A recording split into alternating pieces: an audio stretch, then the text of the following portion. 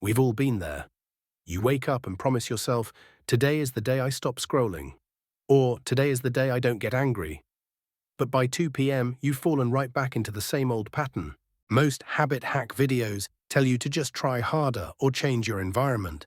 But as Christians, we know that habits aren't just about what we do. They're about who we are becoming. Today, we're looking at the biblical blueprint for replacing bad habits with life-giving ones. It's not just about stopping, it's about swapping. The mistake many of us make is trying to delete a bad habit without replacing it. In Matthew 12, Jesus tells a story about a house that was swept clean but left empty. What happened? The bad stuff came back even worse. The truth.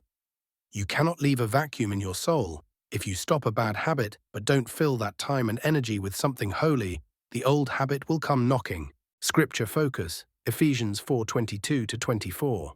Paul tells us to put off the old self, be renewed in the spirit of your minds, and put on the new self.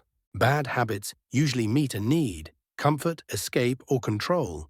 Ask yourself, what is this habit trying to give me that I should be getting from God? Example, if you stress eat, you're looking for comfort. The action, confess it. Not with shame, but with honesty. Habits start in the mind. Romans 12 verse 2 says we are transformed by the renewal of our minds. The action, find a battle verse.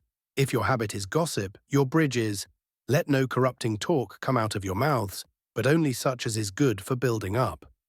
Ephesians 4:29. This is where the magic happens. You don't just stop the bad, you start the good. The swap, instead of complaining, practice gratitude, write 3 things down. Instead of mindless scrolling, spend 5 minutes in prayer. Instead of procrastinating, do it as unto the Lord. Colossians 3:23. Here is the most important part. You will stumble. But Proverbs 24:16 says, the righteous falls 7 times and rises again. Christian habit building isn't about perfection, it's about direction. Your identity isn't found in your habits, it's found in Christ.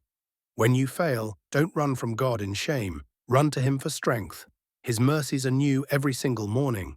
Transformation is a team sport between you and the Holy Spirit. Which habit are you working on replacing this week?